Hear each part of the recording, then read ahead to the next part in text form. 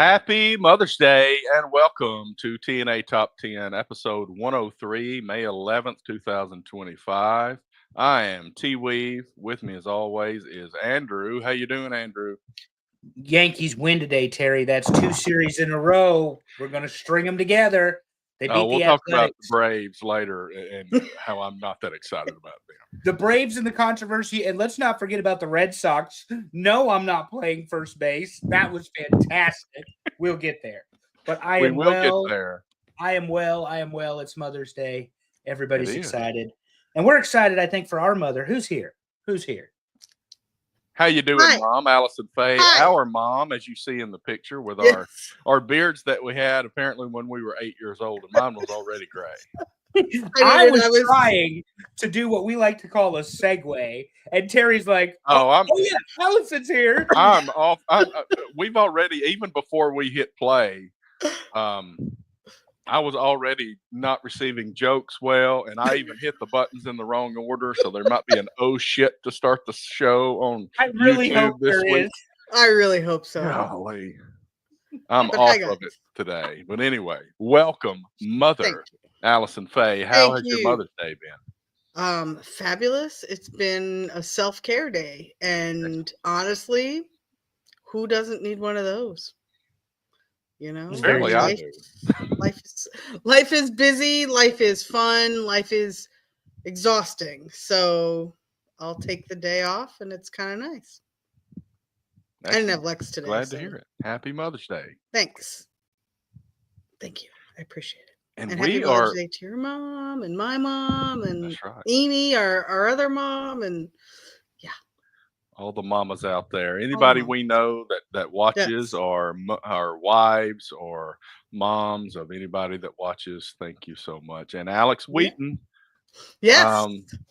first one called out for a list idea, if you want to call it that. Mm-hmm. Thank you, Alex. We're giving him credit. Out of this. We're giving him lots of credit because he participates, and we like that. Yep. We do. We very much do. We have super fans during football season. We have super fans during non-football season, and Alex Wheaton is around for both. So we appreciate him very much. That's right. And in other football news, a little different kind of football, we've been doing, this is the time of year that we do tryouts for different soccer teams and different soccer leagues, and we've been doing that. We've had 3 different nights of tryouts so far. We got 2 more nights of tryouts, seeing where we fit for the next year. So that'll be exciting. I'll update you guys when it's time to do that. And we're going to have a good year wherever it is. Awesome. Well, the problem, Terry, when you have a very good athlete in the as a child is you're going to be busy. Really busy. And you're not going to have money. You said club tryout, all-star team tryout, MLS, NXT tryout, lots of tryouts. Yeah. And then school ball. Well, possibly. We'll see if that happens. Some of these, and you mentioned the MLS Next thing. So the big thing, and I've learned a lot recently about different tiers of club soccer. Mm-hmm. And kind of the top tier, and it's really debatable, is the MLS Next League, where the MLS puts out a league for club soccer, and they do not allow you to play school ball. So that's a big factor. If we got offered from them, but then there's other leagues that are top notch that we're trying out for too. So, we'll see where we are, see what fits us, and go with it. Well, look, keep it up, because I'm watching the kids all graduating and everything, and my son's god sister is getting a full ride, I think, or close to one, to play at Central Connecticut to play soccer. That's great. It's fantastic. Yeah. I love it. Yeah, we don't mention this often, but Allison is about to have a son graduate from high school, and she is not ready. She is not ready. She may still be in denial. On Mother's Day, we don't talk about it often, but she is not ready. Maybe not the day to mention it. Oh, no, it's all right. I mean, look, I did a great job with that kid. And you have. Pat he yourself made it on the back for sure. I mean, but it's not just me, you know, and I say this often. I give almost all of the credit to his school support system.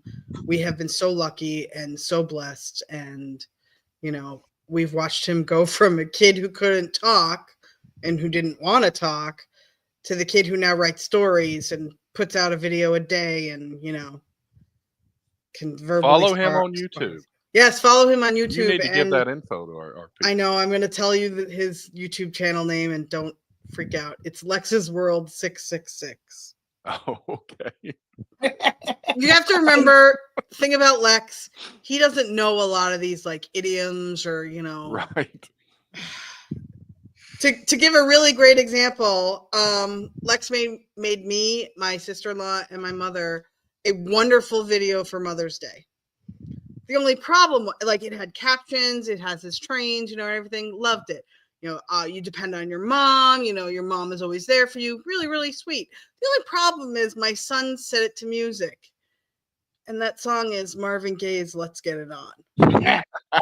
I'm like, child, I love you. And I asked him, I'm like, Lex, can we change the music? I'm like, I love the video, but the music doesn't really go. He goes, no. He goes, because we're always getting it on. We're always going and doing. We're always moving. Oh, like, my literal interpretation. Literal child. Like, that's what it is. That is fantastic. No swearing. No foul language. No swearing. Oh, no foul language. It's one of my favorite things ever. Who is that, Mom? His language is foul. Oh. So I got Lex his graduation present at the house. Oh, yes. And I told Allison if he needs a pick-me-up, because it's a big couple weeks for him too, give it to him early. So yeah. Well, Andrew spoiled him with Legos, so that child will be so excited. Excellent. Yes. Yeah, we got a Lego store opening up in Huntsville. I think it just opened. That was quick. I didn't know it was going to happen, and then like a week later, it's open. Yeah. Before we move on to Allison's favorite time of the day, her producer's piss moment, I would rant about shopping in general, but I was reminded today why going to the grocery store after church is not a good idea. Oh. It's like the worst idea. Did Slow Memo get in front of you? Well, because you got cranky church people who want to eat. Slow walkers. Yeah. It's Mother's Day. It's crowded. It's raining. God bless America. We've all forgotten what we're supposed to do here, what protocol is. Oh, and yesterday I fixed my car. I say fixed.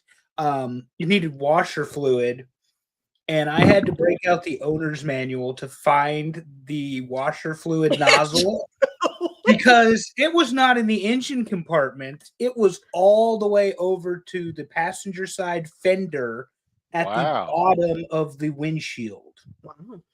All the way over. Wow, okay. Goodness. I have never seen one put in that space. And that's what she said. This is the first time in 3 years. That's what she said. It was the first time in 3 years I had to fill it up, and that's what he said too. Yeah. So, I'll tell you one thing about cars. They always seem to want to do things different. The way you shift gears in cars these days is getting idiotic in some of these things. Oh, where you hit the button? Like you push a button? Well, some of them, it's like, I got in, like, so I had a friend over. No, you guys know, I hired my friend to clean my house. Yeah. And I needed to leave, and like she was blocking my driveway. So she said, you know, just go move my car. And I get in, and she has like her car. I don't know what it is. It's some kind of SUV, but she had where you had a push button for park, a push button for drive, and you had to pull up to get into reverse or neutral or something. Mm-mm. And I'm like, what are we doing here? This is ridiculous. I hate the knob turn thing too. Some of them have the knob turn. That's I'm like, horrible. give I me hate a that. stick. Let me hold on to a stick. If you want me to push a button on top, okay, I'll feel like a fighter pilot for a minute.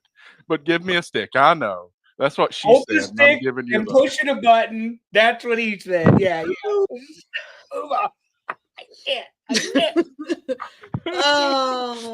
So Oh, this leads me. Hold on. This leads me right into my segment We're here. juveniles. Sorry, folks. If you Oh, no, don't that know, goes without after without 100 saying. plus I've had enough episodes, whiskey to we're loosen up a little juvenile. bit. And now for Allison's segment, which everybody adores. Now, I am going to switch it up this week because it's my segment and I can do what I want. True. Instead of a producer's piss segment, I'm going to tell you a funny story about my son and how my parenting really, my style is. So my son and I went to the New Kids on the Block concert last year. It was in Virginia Beach. It was at an outside amphitheater. It was 1,000 degrees. 1,000 degrees. Okay. In summertime. In the summertime. Yes. So we leave and we're going towards the car. And we had a very good parking spot. But what I didn't notice was, and it was a grass area. What I didn't notice was in the grass, there were these parking concrete little things. You know what I'm talking about? The little barriers to make Yeah. lanes. Okay. Well, I didn't see them. It's pretty much pitch black out things. Well, Lex and I are talking, going back, and he's hot, he's tired, he's thirsty, he's cranky, I'm cranky. Well, I go right ahead, and not only do I fall over it, but I do like the full Allison, arms out, drop everything I'm carrying, Lex looks at me and goes, "Oh, I saw that." I said, "You saw what?" He goes, "Oh, I saw the thing you tripped on." I said, "Did you see it before I got to it?" He was anticipating it. Yeah. He's like, "Yeah." He goes, "I was hoping you were going to step over it." I'm like, Lex, okay, here's the deal. If you see danger or like something, you have to tell the people you're with, hey, you might get hurt if you don't see that, or, well, you tell me not to interrupt you. So like now I'm like just getting nailed by all my own rules for him. And I'm like, shit, okay. So anyway, it goes on, whatever. That child has found a way every week to remind me of that. Okay. So it'll be like small things like I'll make a joke about, I hope you don't trip over your words. My son will be like you tripped over the parking thing on the lot on the way home from the on the block. Like he'll do that to me weekly. And I'm like, I raised him well. I'm like, this child knows how to get at me. I did well. I was very proud. But now till the day I die, he's going to keep reminding me. That's hilarious. Good time. Yeah, there's no gray areas. It's either this or it's this.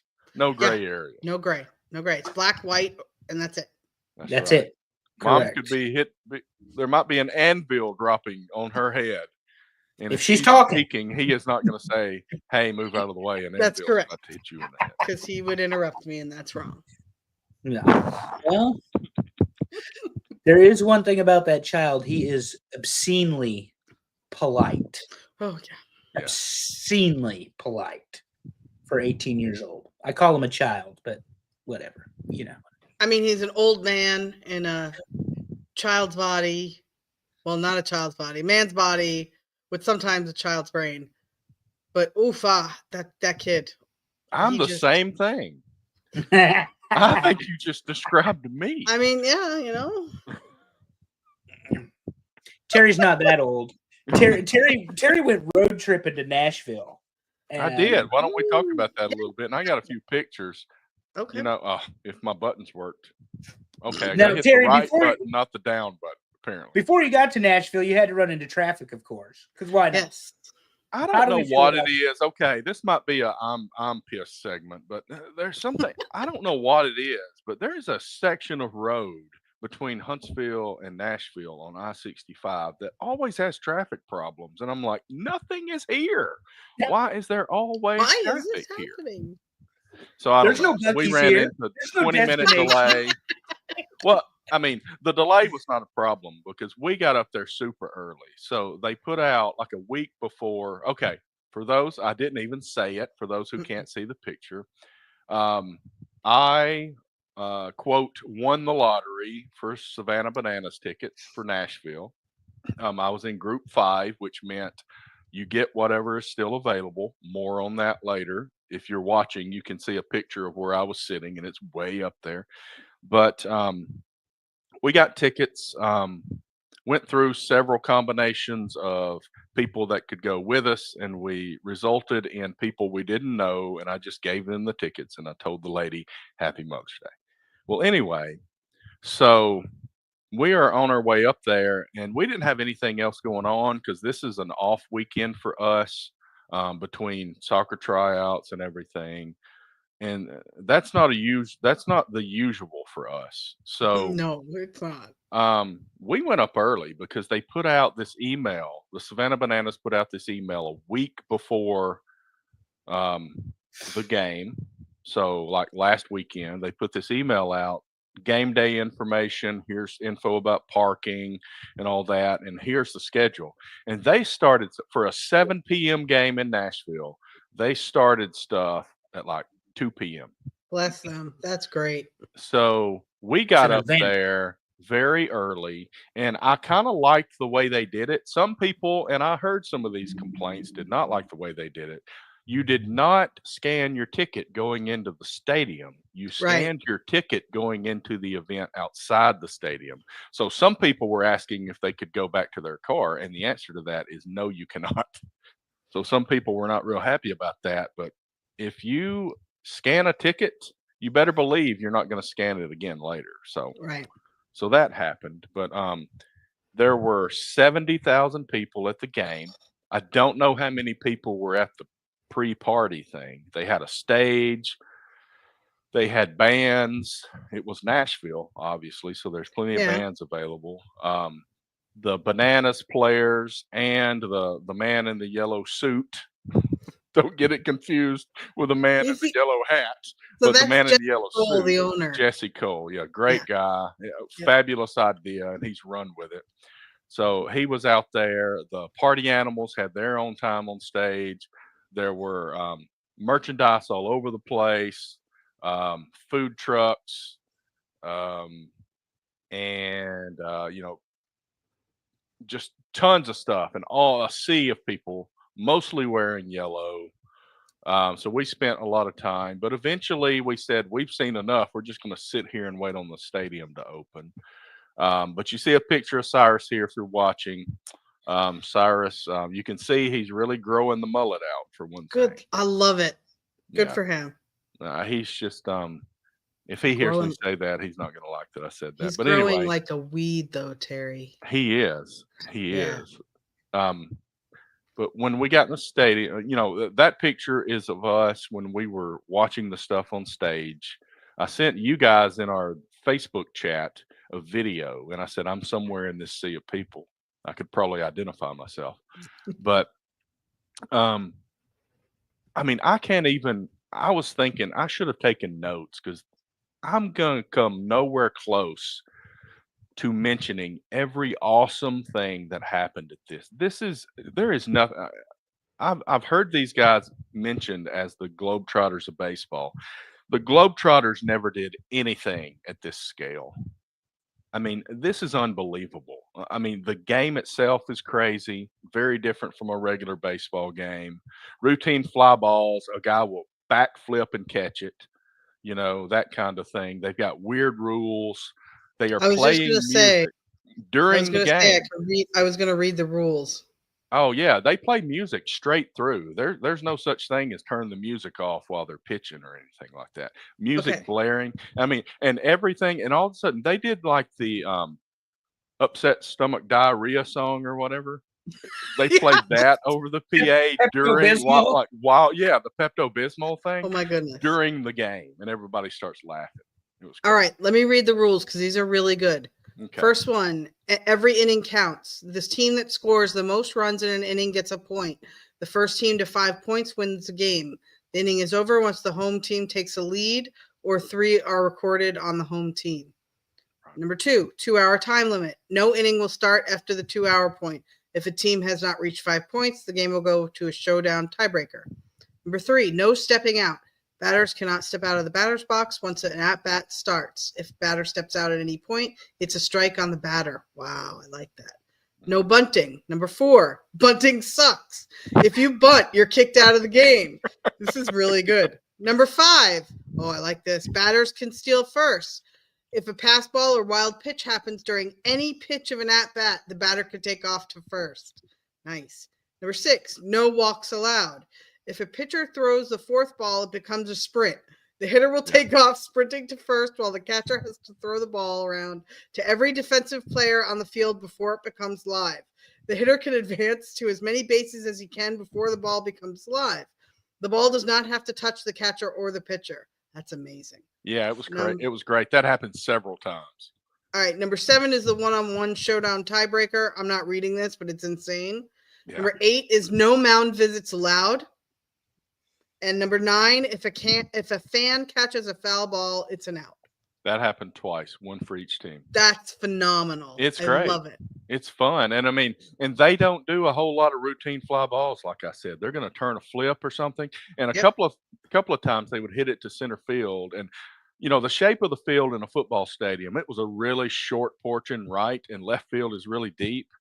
They would hit it to center field, and the left fielder would come over, and the center fielder would bat it up in the air with his glove, hoping that the left fielder would end up catching it. Wow. Most of the time, the center fielder would end up catching it. But these guys are, I mean, phenomenal baseball players. You know, they're not in the major leagues, but it's one of those things where there's like you and me, and then there's these guys way above. And they are turning flips on routine plays and throwing behind their back and between their legs and everything and just making it work. They're not screwing up when they do it. It's crazy. Awesome. Did you have a celebrity player? So I don't believe there was a celebrity player. There were celebrities, though, specific to Nashville. So I got a picture of Dierks Bentley. He sang a song. That's a country singer, by the way, for anybody that doesn't know. He sang a song and walked the leadoff hitter up in the bottom of the first for the Bananas. Now, every Titans draft pick this season, I don't know how many there were, like 7 of them or so. They came out with one of the starting players. Frank would have loved nice. I put Cam Ward. That's Cam Ward up there walking out with one of the players up there. So that would have been the 9th place hitter or whatever. He can't. They did it in order, reverse order. Nice. Javon Curse was there. He came out and did something. I just didn't have enough room for the picture here. But I don't think anybody played that was a celebrity. Of course, I'm on Jupiter here, so I can't really see other than the jumbotron. On Jupiter. But we did see the Mananas. So they've got a group called the Mananas, which are these kind of fat guys that are cheerleaders. And I've got a video I can send you guys that.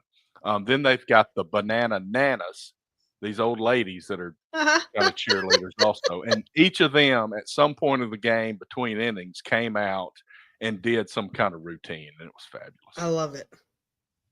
That's fantastic. I'm going to go back. I'm probably not going to show up 5 hours before the game next time. We've bought enough merch. I'm not buying any more.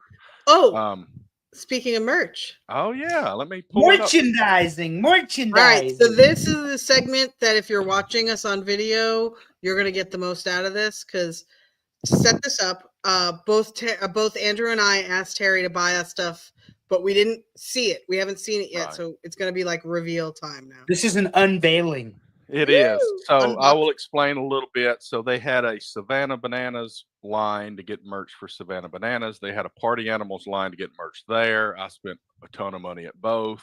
I got Party Animals number 1, by the way. Yeah, well, get your bananas. Oh, sorry about that. So because the first item I purchased for one of you guys was this hat for Andrew, which is a blue Bananas hat, which matches my shirt basically. That's a nice. And it is a stretch, and I got you the large stretch, so hopefully, good. It'll fit. I know you said you're between large and extra large, so this is a great hat. I thought that's what he said. 7 and what are the 7 and 3/4 is my actual fitted hat measurement. Right. And I had to make a decision pretty quickly, and I thought I'll go with large. And then I looked at a chart later, and I'm like, whoo, it's probably gonna be stretching out pretty well. But we'll see how that goes. But speaking of hats, Allison got this. Woo!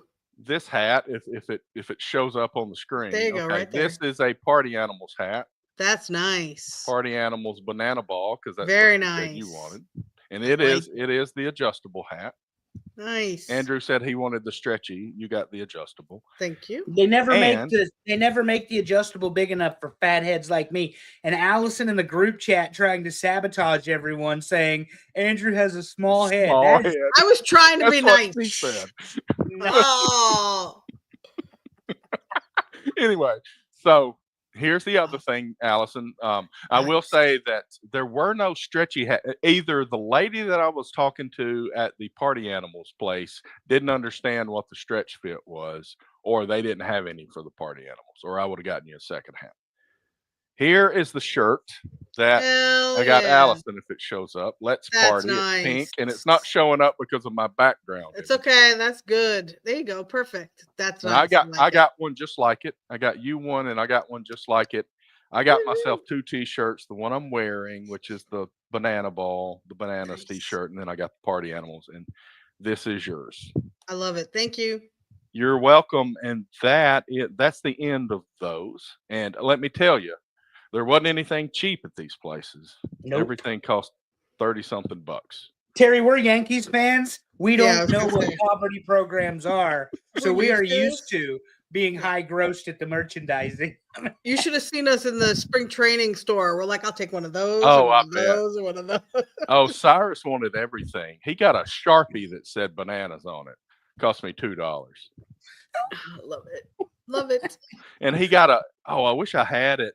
He's got it in there, but he got a baseball this big. I thought it would be like an inflatable thing that looked like a baseball. No, it is like a real baseball, a big yellow baseball.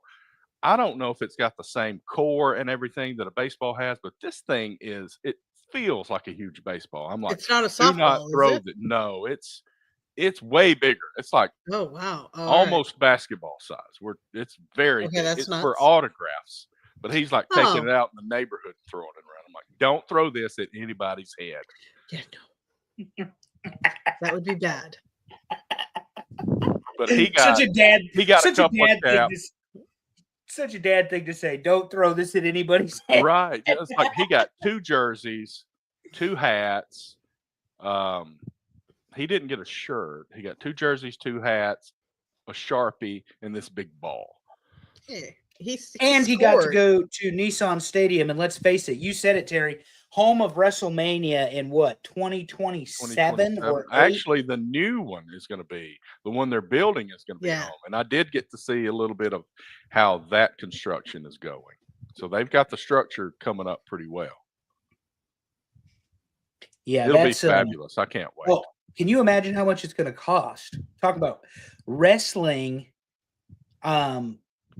Maybe a good segue to the wrestling. I don't know, but No, we got a lot of baseball. we got talk lots about to go before we baseball go. first. I'm not reading the notes. That's a bad thing. So we are segueing pretty well today because let's go from banana ball to the real baseball. The Let's baseball. talk about MLB for a little bit, and let's catch up on it. Unfortunately, the Mets are still leading the National League East. Terry, stop right there. It's stupid Mets around here. About Stupid like Mets. it's the baseball. It's Right, stupid the Mets, stupid stupid Mets. Phillies, and Yeah. just for Bover, the stupid Pirates beat the Braves 2 out of 3. And they Oh, fired their manager too.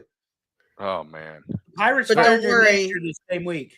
but don't worry, Bober isn't the fan that fell off of the stadium. So Yeah, he made sure to Bubba tell was me and bounced. Allison. He sent us a text and then included Terry in this, and then named it what we name our group text, which we've got. Yeah. To get that. I got so confused I by was that. like, did somebody create a new one? What the hell Yeah. happened here? And then I think- so I think Bober's Bober's like- angling. He's angling for this 4th spot there. he said, "Thanks for checking in on me, guys." It must not be hockey season. That's all I'm saying. He knows we exist, so it must not be hockey season. Well, it's barely the end of hockey season. Apparently, the Hurricanes won last night or the night before, so it's 2-1.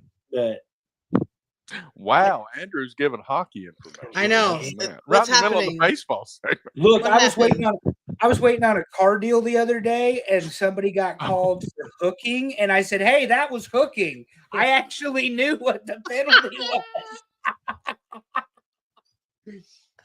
Oh, That's what she God. said. Anyway, the Cubs Yes. are leading their division, NL Central 20. They're 23-18, and the Dodgers are barely up on the Padres at this point. They are 26-14. And Well, my beloved Braves, they make a little bit of a run, and then they lose 2 out of 3 to the Pirates, and they are 6.5 games out of first behind the Mets and the Phillies.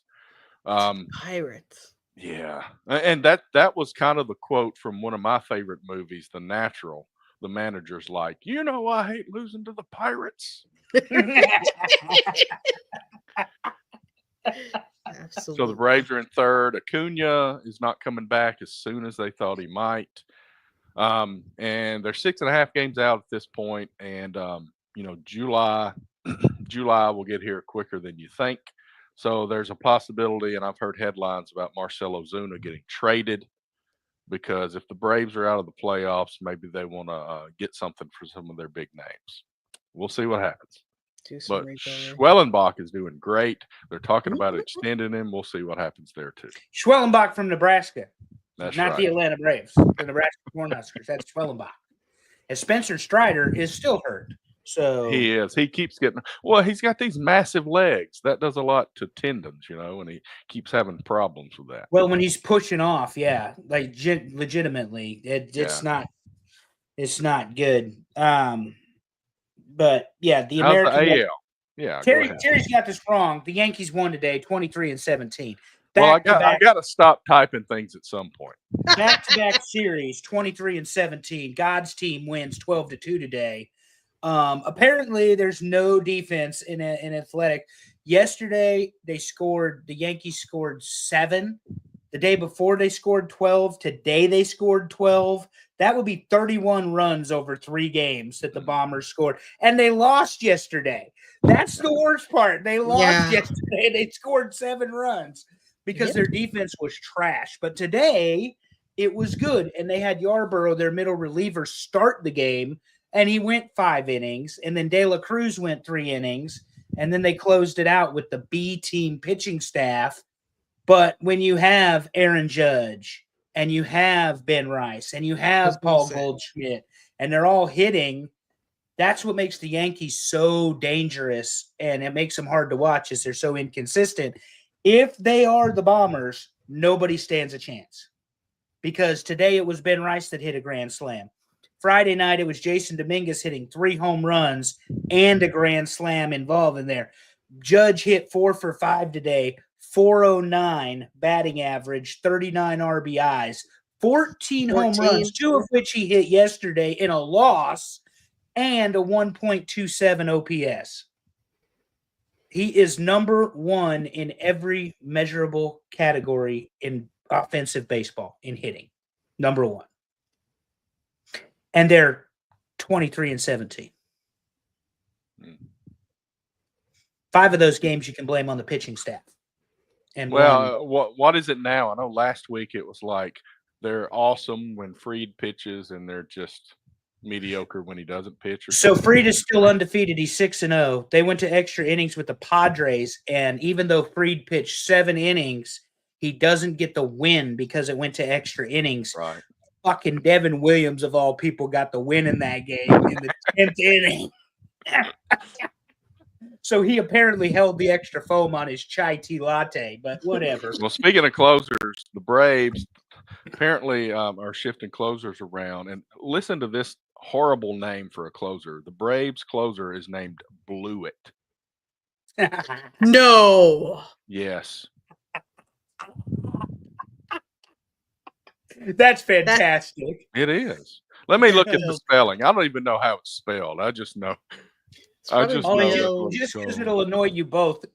Sunday Night Baseball features the Philadelphia Phillies versus the Cleveland Indians. Nope. And Philly is winning 1-0. Good. Because Cleveland never deserves to win anything. Blewett. Blewett. Oh, I would not have guessed that. Okay, that's right. That is a bad name for a closer. I would have changed my name. Really bad name. Yep. That's like an offensive lineman named Hold or something. Go for that legal name change, become winner. Not blew Speaking it. of name Winner. changes, I have a bone to pick with everybody who is not referring to the best number 22 in New York as Ben Arose. I don't know who the fuck Ben Rice is, but that's Ben Arose. He speaks Spanish. He loves Bad Bunny. He is from San Domingo in the Dominican Republic, and we're fucking calling him Ben Rice. He hit a grand slam today. The best 22 in New York. That's all I'm saying. I don't know what we're doing. Also, speaking of Ben Rice, I don't know what Boone is going to do. LeMahieu is back next week or the week after. Rice and when Stanton comes back, Yeah. you're going to have two designated hitters. You're going to have Goldschmidt, and then Rice can play first base and catcher. His offensive production is so good. I don't think I'd be pulling him from the roster, though. So I don't know what you do with Rice. Cabrera will be fine. The other Peraza will be fine, but whoever Ventus, he's playing second base right now. Don't know that he'll be fine because Jazz is coming back at some point too. So we have missing right now Jazz, Hill, Stanton, and LeMahieu on the injured reserve. And the Yankees are 23-17. If they can get Hill back, promising, and have a third strong pitcher, because it's the problem. Like yesterday, Rodon lost. Shocker. But Rodon gives up 4 runs and still manages to strike out 13 players. Yeah. He struck out 13 batters, but he gave up 4 runs. We need you to strike out 17 batters, apparently. Yeah. What are you doing, Carlos? And he's from NC State. Yeah, you could always go for 27. We'd be fine with that. I've done it on video games. I'm going to tell you this, Terry. The only Yankees pitcher sniffing a perfect game's name is Max Fried. And we once again would like to thank Atlanta. Thank you. Because while he's 6-0, the Yankees are 8-0 with him as the starting pitcher. Who knows? We may have more guys for you later in the year. Hey, we'll take them. Could you imagine Andrew would lose his shit if a guy from Nebraska was on the Yankees? Oh, yeah, I would. No, not that guy. We're not paying him much at all at this point. He's Schwallenbeck. Let's have Schwallenbeck in the blue and the pinstripes. Those guys were paying a lot of money. Oh, and Ken Griffey Jr., other Major League Baseball news, he got his final payment from the Cincinnati Reds last week. Yeah, I sent you guys that tweet or whatever. $3.5 million he's been paid for 16 seasons to do nothing.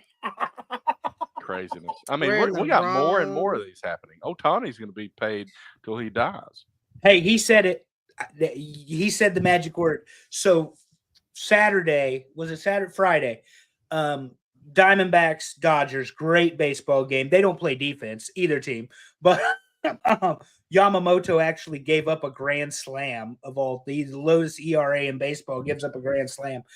But the Arizona Diamondbacks hitter, I forget his is it Raphael? I forget his name. Anyway, he does his bat flip after he hits the grand slam on Yoshi. Oh yeah. And Ohtani did not appreciate it. So at the bottom of the top of the ninth with 2 on, they pitch to Ohtani, and the pitch stays high, about belt high, and it hits the center of the plate. And Ohtani hit that ball into deep center. I'm not sure the thing's landed yet. And he looks over and he flips the bat just like the guy did to Yoshi. Fabulous. It's like this is a Japanese guy going, I play American baseball now, so fuck you. Right. He locked that out. It was on lockdown. I said, oh, man. But, yeah. If they said they had this segment on MLB when I was watching it. They're trying to compare Ohtani. What great baseball player does he remind you of? And somebody said, well, what about Barry Bonds? And the guy's like, no, he's not Barry. He said, because Barry was going to get 1 pitch for a series. He's going to have 1 chance to swing the bat each series. Then they're just going to walk him. Said nobody walks Ohtani because there's too much around him.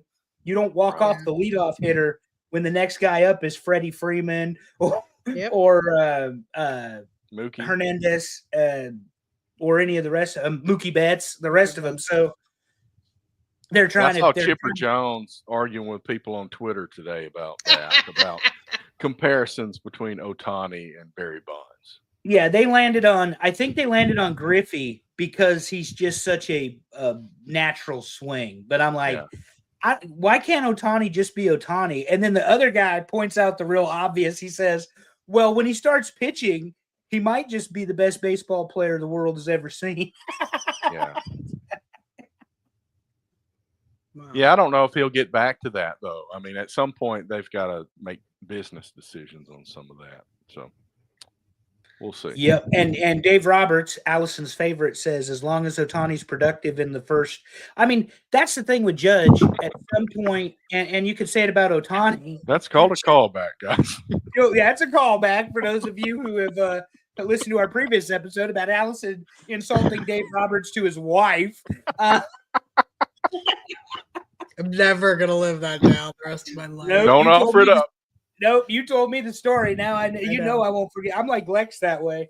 That is also called a callback.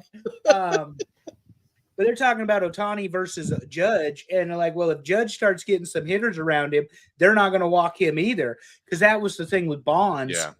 Barry Bonds didn't have anybody that was a threat like he was if you walked him. Right. You know, and today the Athletics chose, even though they're batting against Aaron Judge, 409. The highest batting average recorded in baseball history is 413 at the end of the season by Ted Williams. Aaron Judge is batting 409. They still pitched to him, and he hit 4 times today. So, I mean, they pitched to it. I mean, and that's the thing that Yankees, well, you ain't got a lot of home runs. Bitch, he's getting people on base. And as Allison and I will tell you, Terry, the left on base statistic last year murdered the Yankees. How many guys got stranded? That is the most horrible thing ever, getting guys on and not being able to score. Not being able to get them around. Yeah. Especially when you got a guy that has plenty of opportunities, tries like 3 or 4 times to bunt, and you're like, dude, come on. That's dumb. Just crush it. But yeah, Judge is still Judge. And we're gonna have a Judge graphic this year. Terry's working on that with AI. Yeah, we're adding new things in, like this MLB logo while we talk about Forget the MLB that way, logo. if you're scrolling through Twitter and you happen to see this, you know what the hell we're talking about. Yeah. Right. Absolutely. But we're going to get one of them designed specifically for TNA Top 10 that says the Judge. And we're going to have we're going to run his stat line this year, because my man's going to hit 60 home runs and finish over, I'd say at his right now, he's going to finish over 380. That's a high really? batting You think so? Mm-hmm. I was going to give him 350, but unless he hits a slump. I mean, that's the worst part of the year. All that stuff noise if you really slow down in the playoffs. I was going to say, I'm very used to the post All-Star game slump. Right. So I refuse to acknowledge that exists. I've been a Yankee fan a hell of a lot longer, and trust me. I also refuse to acknowledge Garrett Cole blew a game last year when throwing 39 pitches in 1 inning, and that was Garrett. That was Jarrett Cole. That was not Evil Garrett twin. Cole. Throwback. Jarrett says he's going to be back in August, so that could be interesting. No, we want Garrett back in August, not Jarrett. But he's having Tommy John surgery, so you know it's Jarrett going to runs his back mouth. in August. Garrett's more humble. Yeah, we need Garrett back in October. Jarrett can go ahead and come back in August. So you mentioned earlier. Wait, if Jarrett comes back in August, we may not need Garrett in October. So it's true. Yeah, it's true. Well, actually, it's not true, because Rafael Devers is having issues with Boston. He doesn't want to play first base. Did y'all see? Is that the mega trade thing that I just saw? Yeah, with the designated hitter, they've moved him. He was first supposed to play third base, Terry. Then they wanted him to play designated hitter. Now they've got an injury at first base. That dude blew his leg apart. Yeah, like his ankle, and they want him to play first base. Exaggerating. Like they're wanting me to play all over the field. Like, no. Yeah, he totally blew his leg. The part about me not exaggerating was the guy blew his leg apart. Like, it was nasty. That injury was nasty. But Devers is acting like a diva, and it helps us because they had to have the 3 or 4 upper management of the Boston Red Sox go sit down with him the other day and try to calm his ass down because he's having a fit over there in Boston. Tell Frankie. That's what happens when you're a poverty organization. You don't know what it's like to win. But It is what it is. Yeah, Okay, to they're move us terrible. along a little bit, Yes. you mentioned earlier that the Yankees scored, 36 runs in 3 games? 31, yeah. 31 31. runs. Well, Auburn played South Carolina the last few days and scored 46 runs in 3 games, beat them 24-2 in the first game. Woof. And then they won on a squeeze play in game 2 and won 11 Oh. to 10, and then they won 11 to 3. I love Auburn squeeze is, plays. last time I checked, number 5 in the country, headed into the postseason, looking pretty damn good. That And that's sounds all I've great. got for Auburn this week because there's no football news. Okay. No, and in Nebraska, Troy Dalian, the AD, Dalen, whatever, the guy from Washington, Troy, who replaced, he replaced Trev Alberts. Anyway, Troy says that we have spent enough time talking about past Nebraska greatness in the 70s, 80s, and 90s, and it is time to look forward and rebuild the dynasty. This is what people want to hear. So it is, yeah. But I'm not ever gonna forget the 1990s when Tom Osborne went 60-3 in 5 I will seasons. say there's a lot less talk about Bear Bryant in Alabama these days after Nick Saban showed up. I will just say it that way, and I will leave it alone, but that's the truth. Well, the other thing is, let's be honest, Nick Saban set such a high bar that that Alabama team looks nothing like a Nick Saban football team. So who knows what they'll look like coming out of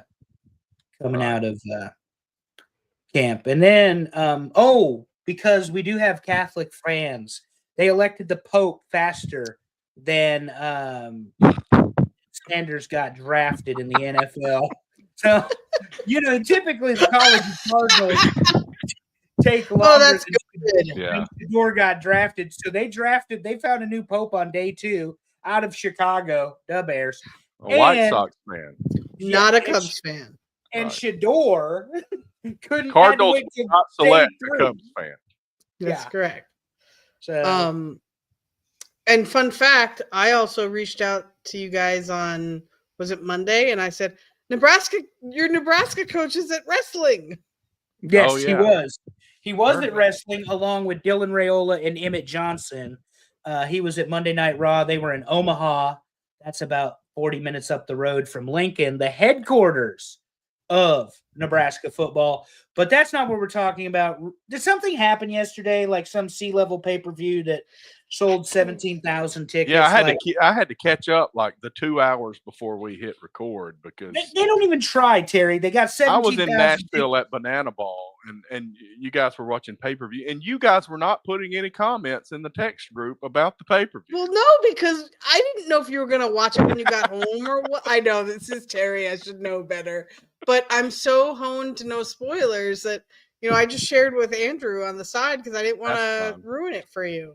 That was your side piece last night. Yeah, and I did watch it a little bit. I watched what I could. I did not end up being able to squeeze in the main event, but I watched the first few matches. You didn't miss anything. That main event was indulgent. We'll get there. So 17,000 people in this venue, and just on the opposite side of things, Double or Nothing has tickets available for next weekend or the weekend after, and they got a 6,500 audience setup in Arizona. In 2019, Allison and I were both in Las Vegas for Double or Nothing. They had 14.5 in the MGM Grand with a far weaker roster than they do now. Room only. And I say that because, like, back then in 2019, the roster sucked for AEW. I'm making a point about WWE here in a second. Yeah. And now the roster's really, really good, and you are doing a setup for your big spring summer pay-per-view that's less than half of what you set up before. WWE doesn't really advertise Backlash. I mean, they do, but the build wasn't that great to it. And they put 17,000 people in that arena last night to watch Randy Orton and John Cena headline the 57th pay-per-view, or how many times it's been. They were fighting over a cup of tapioca pudding or something. Yeah, I mean, this is Felix and Oscar at this point. They're the odd couple, the grumpy old man. But it's Let's use amazing it. that WWE can do very, very little and enjoy the success they do, and the amount of money the company's making. They're gonna price regular fans out of it, though, because I'll be honest with y'all. If Raw came to Raleigh, which would be as close as it would come, probably would actually come to Charlotte first. But if it came to Raleigh and they want like $250 or $300 for a ticket to Monday Night Raw, my answer would be hell no.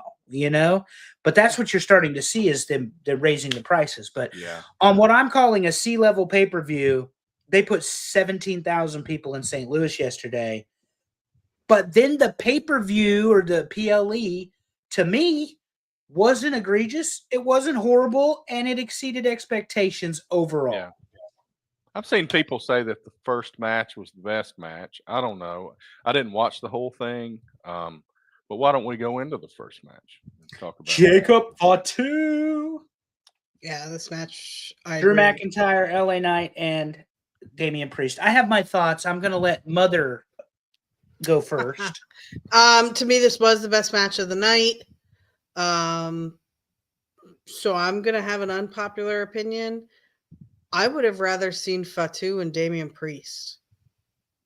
I enjoy when those two fight. Like, to me, they're really well matched temperament and style. Drew McIntyre and LA Knight, I'm done with this. Like, go away. But the right person won. So no complaints here. Do we do one-on-one matches for the U.S. title, or is there something in the contract that it has to be a four-way?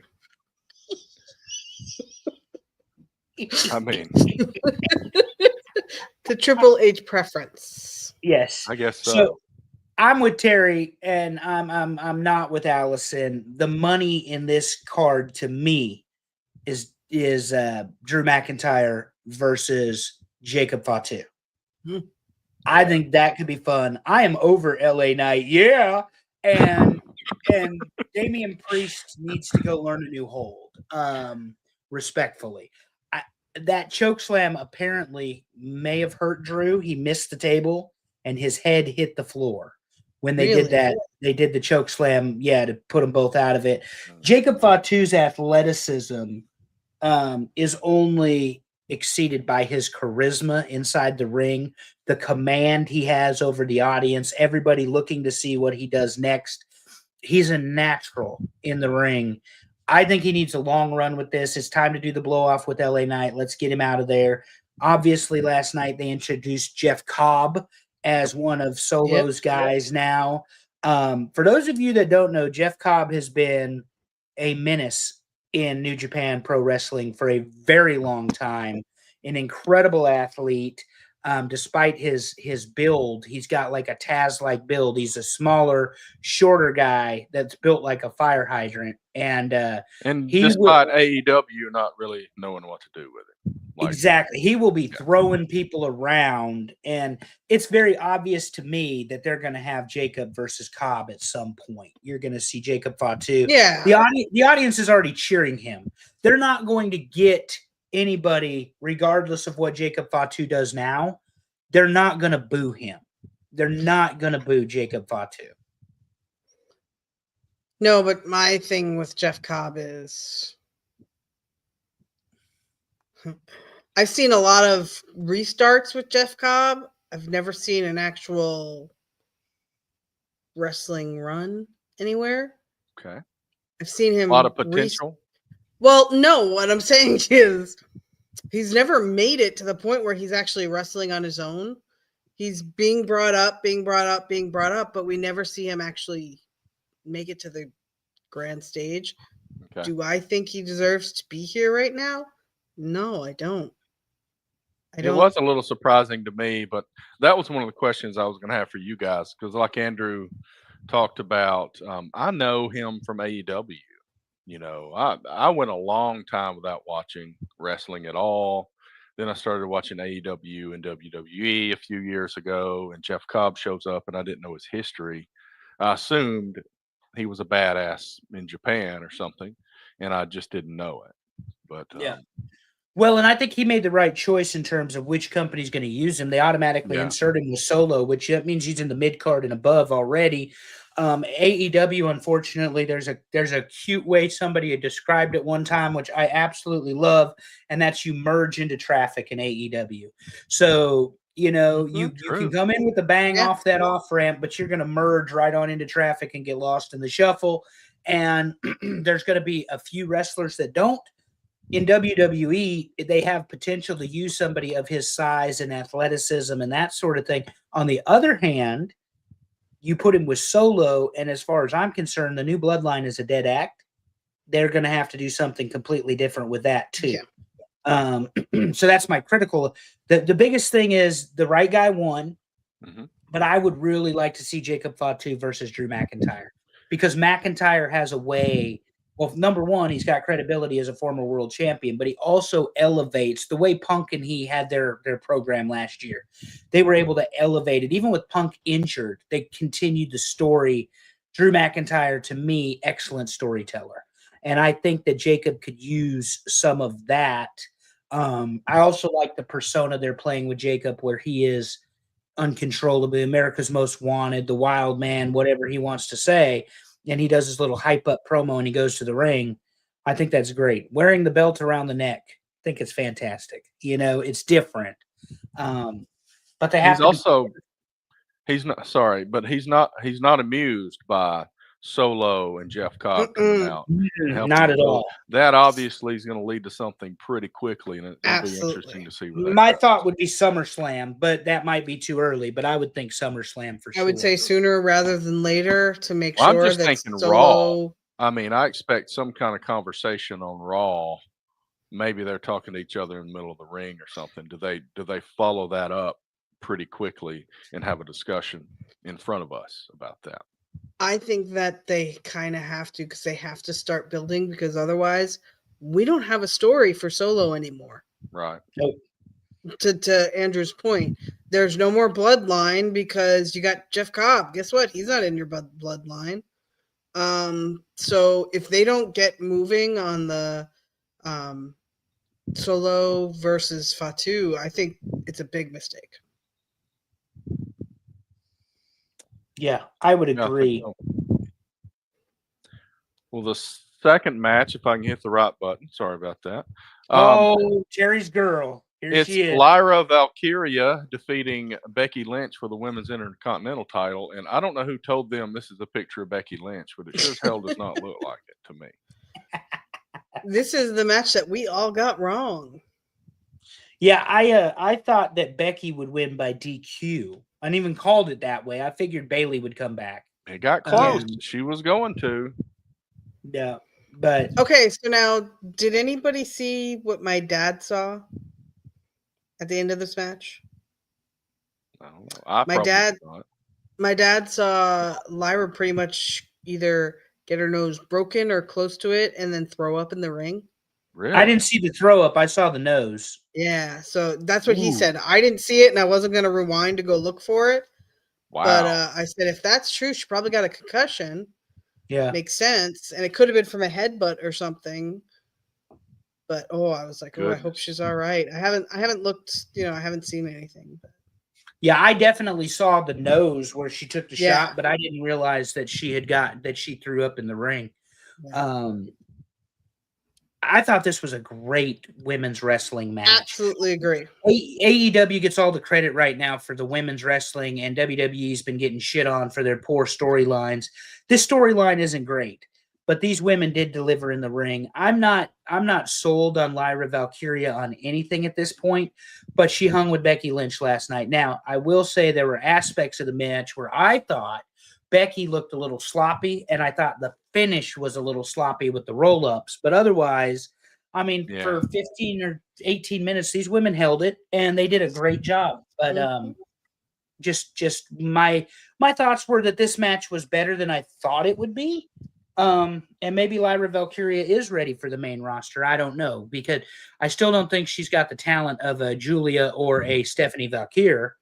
But we'll see, too, how that plays out as they continue to elevate the NXT women.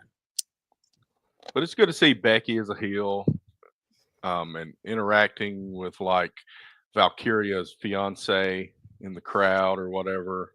That dude's a total nerd. That was so Yeah. funny. What a nerd. Apparently Look, he's a bring- worker though. Bring Apparently me he's a back wrestler. Becky and Bailey. I will be very happy when that's back.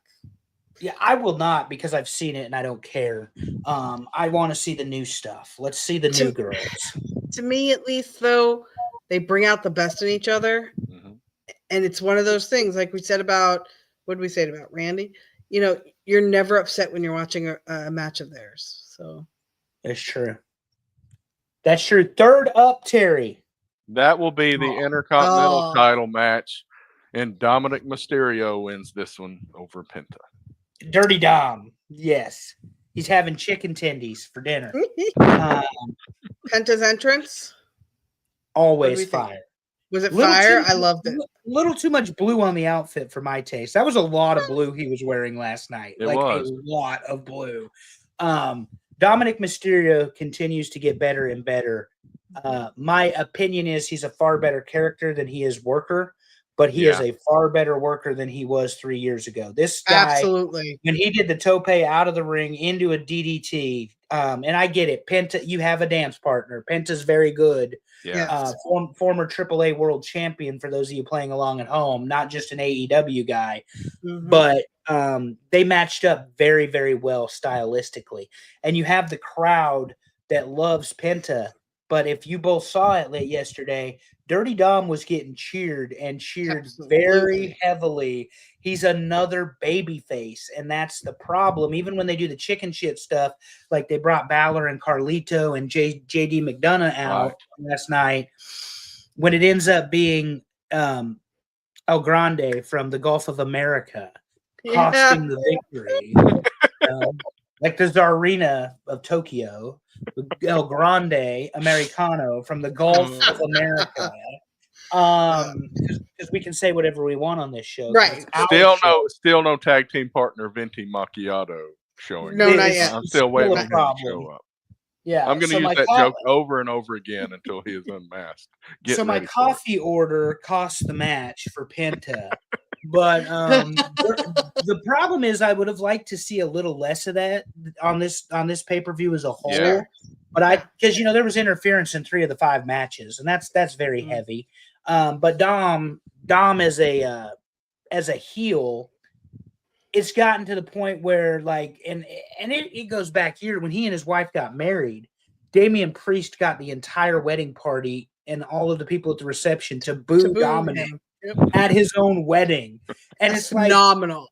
There are people that run away and cry about getting booed or whatever. He runs into it, and that's what makes him so good. The problem is people now want to cheer him because he's become that guy. So far better these days presentation than an MJF who thinks an upgrade is the Hurt Syndicate.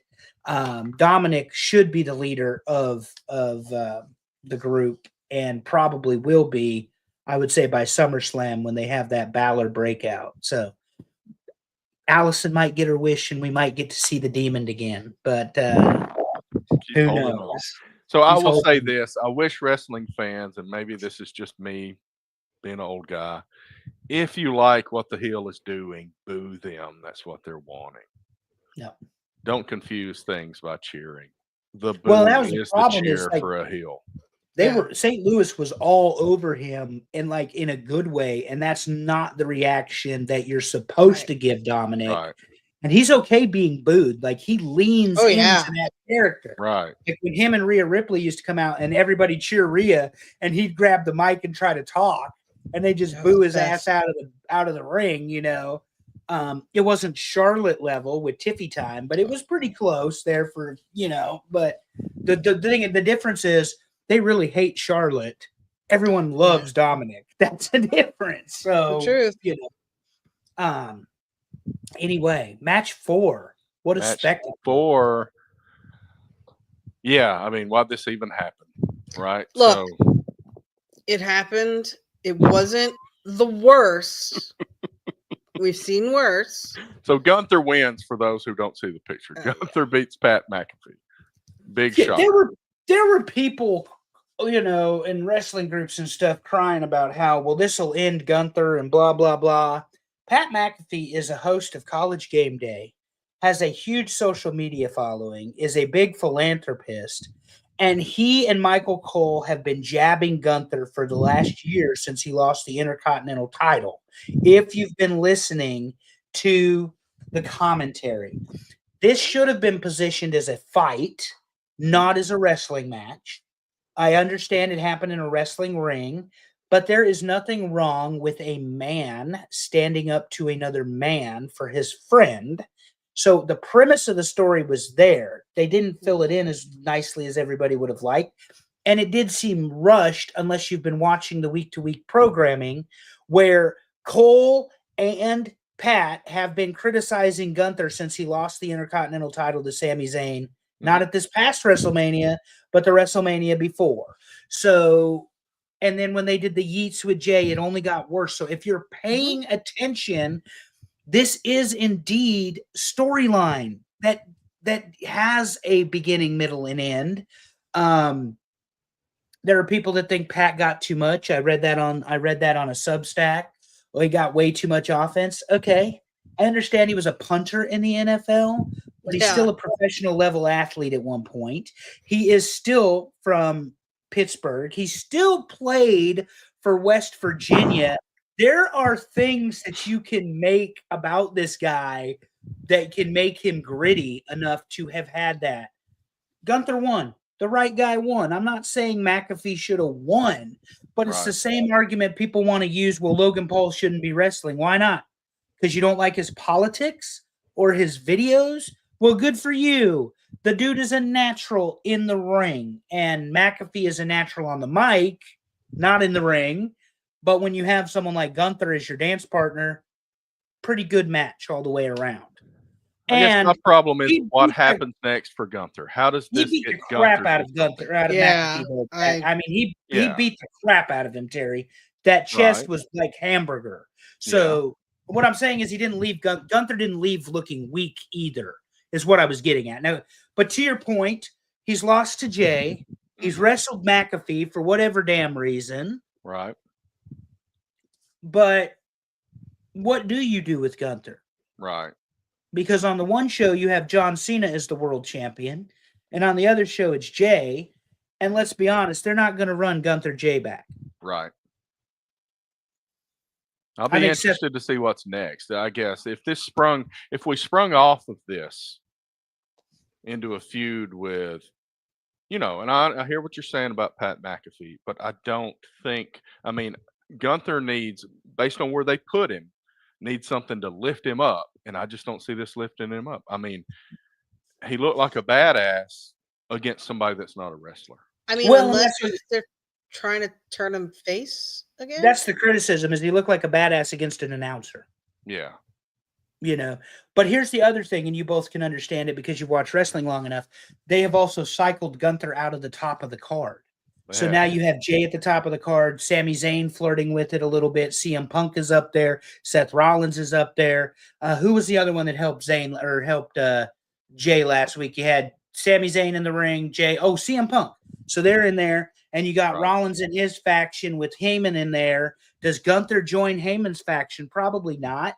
I mean, it would be a great piece, but they're not. That wouldn't do him any favors either to be involved with Paul Heyman. I think Gunther's a loner.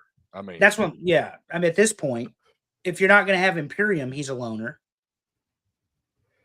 I'm just trying to think size-wise. What if you pair him up with Roman for something? Take one of those guys that's in these constant four-way battles for the U.S. title and put him up against them.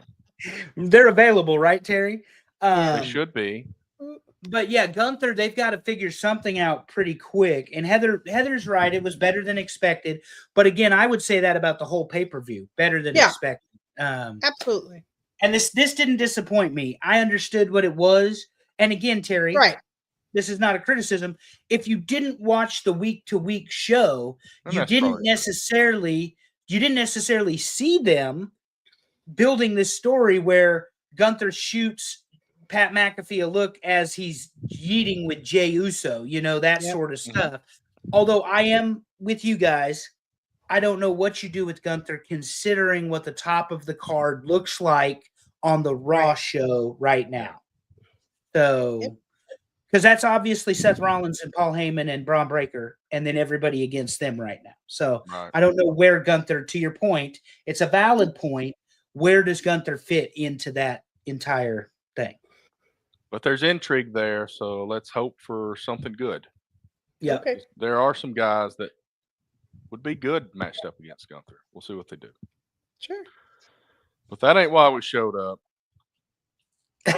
Here it is for the 11 millionth time. For a Hey, cup And of headlining in a- tapioca pudding, John Cena beats Randy Orton. Randy Orton and keeps the undisputed WWE title. I called him Felix and Oscar earlier. That's not accurate. This is more like Grumpy Old Men. This is Walter Matthau. oh And, God, that's so good. Jack Lemmon. Jack Lemmon. Yeah, this is more like Grumpy Old Man. Putz, Walter moron.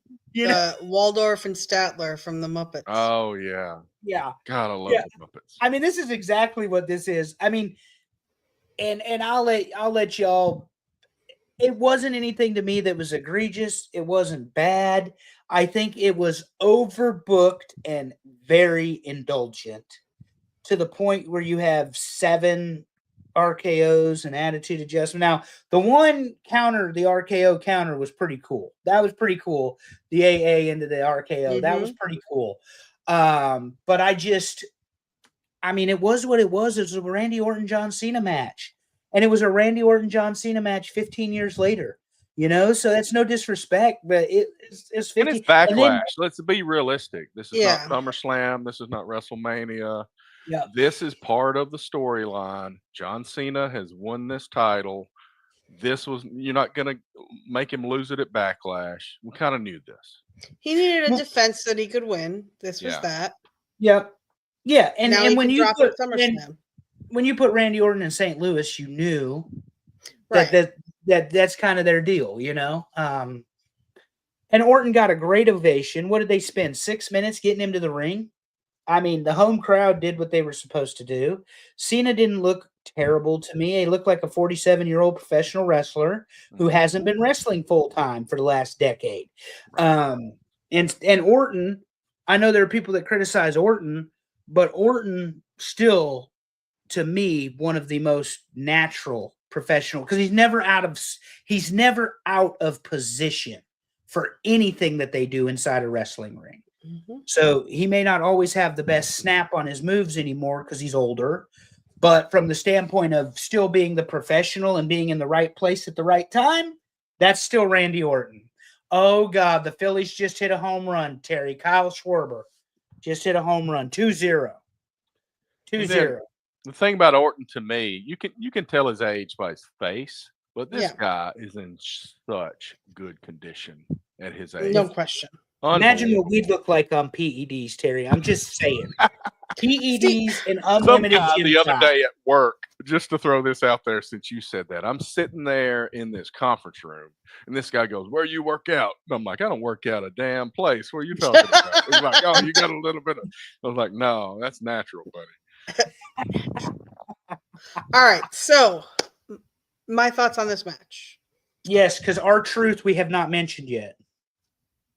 I don't care what anybody says, and I will till the day I die. R-Truth is a legend. Protect that man at all costs. Fully loved him being involved in this match. But now here's my question from our own callback. If you watch SmackDown on Friday, there was a hooded individual that came and tried to do an RKO on Cena, and then Randy came in. What the hell was that? Why would you set something like that up and then not address it on the pay-per-view? I kept waiting and I kept waiting and I kept waiting, and I'm like, did they forget? What? Why would?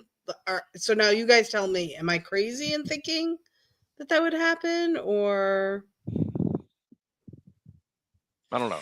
See, I wasn't watching it, so I Okay. don't know. So obviously I can't answer. But if there was something they just kind of dropped, I hate it when they do that. Yeah, it was a drop, and it was Sean Spears apparently under the hood, according to Twitter X. But that doesn't necessarily fit the character. You know, it's just the guy that was out there to do it.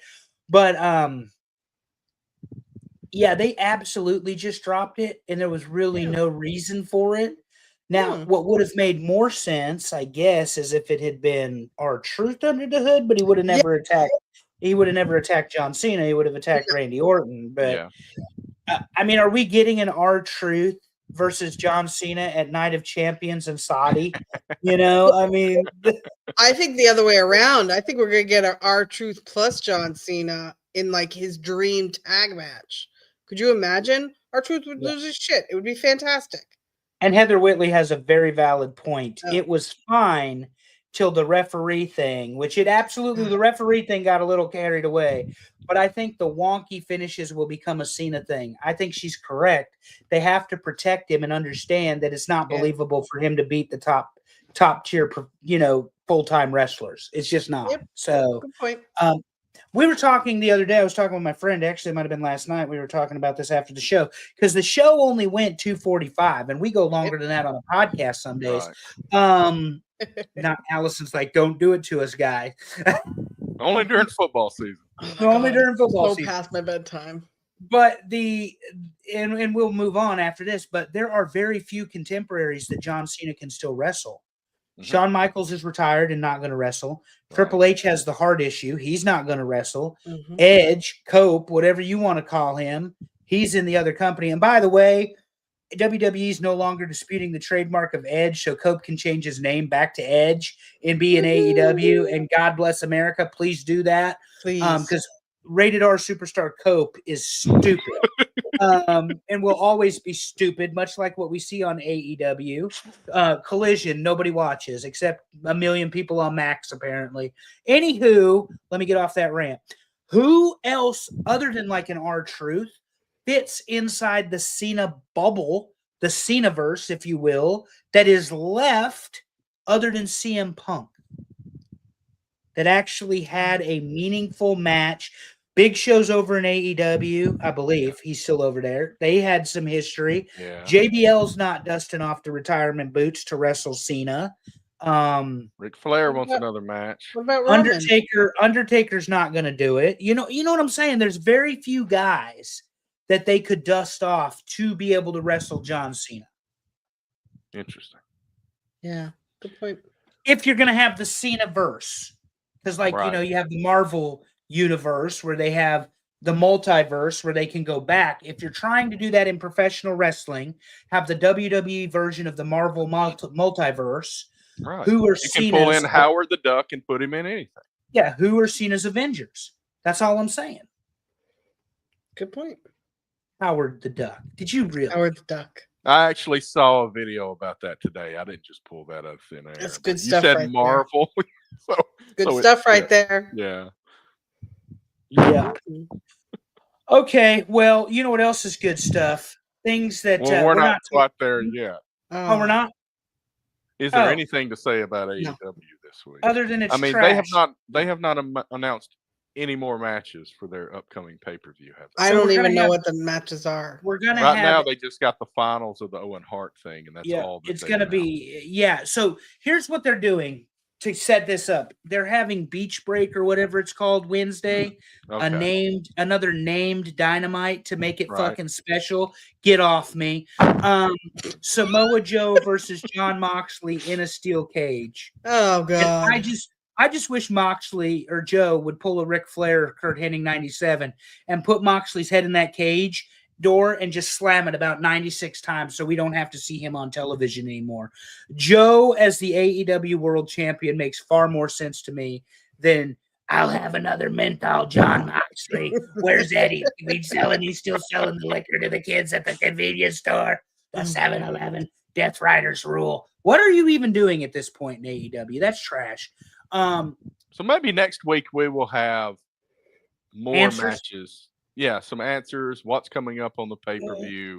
Well Terry, I will bet you $10 and I will send you Apple Cash that somehow we're having a multi-man match. Yes. Multi-man, the Stadium Stampede match at Double or Nothing, and somehow Samoa Joe and Jon Moxley, your world champion, are going to be the captains of those two teams. I will bet you $10 right now. And the wrestling main event will be Hangman Adam Page versus Will Ospreay for the Owen Cup Championship. All right. So anytime you're ready. So Along with 8 other AEW, matches that get thrown together. well, no, eight. They're going to have 13 matches on that card Well, too. that's true. What's the over under for the AEW card, folks? 13, 12, 10. 11. Oh, and Let's by do the way, 10. it's going to be 9. 6.5 hours. Talk about indulgent. Tony Khan's fapping it in the back to his wrestling buddies. Anyway, we're not here to talk about Tony Khan and his spanking habits. We're here to talk about mothers and Mother's Day and television. And Terry is going to explain how some of these ended up on this top 10 today. Okay. So this week, we are going to talk about top 10 TV mothers to celebrate Mother's Day with our mother, Allison Faye, here. And first, and it's been a while, let's talk about Blame Terry. And I kind of stretched it a little bit. We got 3 names on this. The first one, Claire Underwood, because it's kind of a debatable thing. Was she a mother? She was pregnant when the show ended. Chat GPT listed her to me, so I included her. So I'll go with what Chat GPT said. So we had another one that was missed. Okay. And I don't know her character name, but Maggie Smith from Downton Abbey. Okay. So that was the other one that you missed. That one. First of all, you would have to watch Downton Abbey, which I do not. Well, there's Excuse me. a lot of these things that I didn't watch. Yeah. I love Downton Abbey. Okay. Okay. That is I some also good am English so drama North right there. Carolinian, I call it Downtown Abbey. So- All right. So, but to be fair, Gemma Teller, good one. Yeah. Gemma Teller was a good one because she was such a central figure to Sons of Anarchy. Yep. Up until the point where Jax blows her head off all over the white roses in the garden. Blame Spoiler, ChatGPT. 17 years later, that's a spoiler, folks.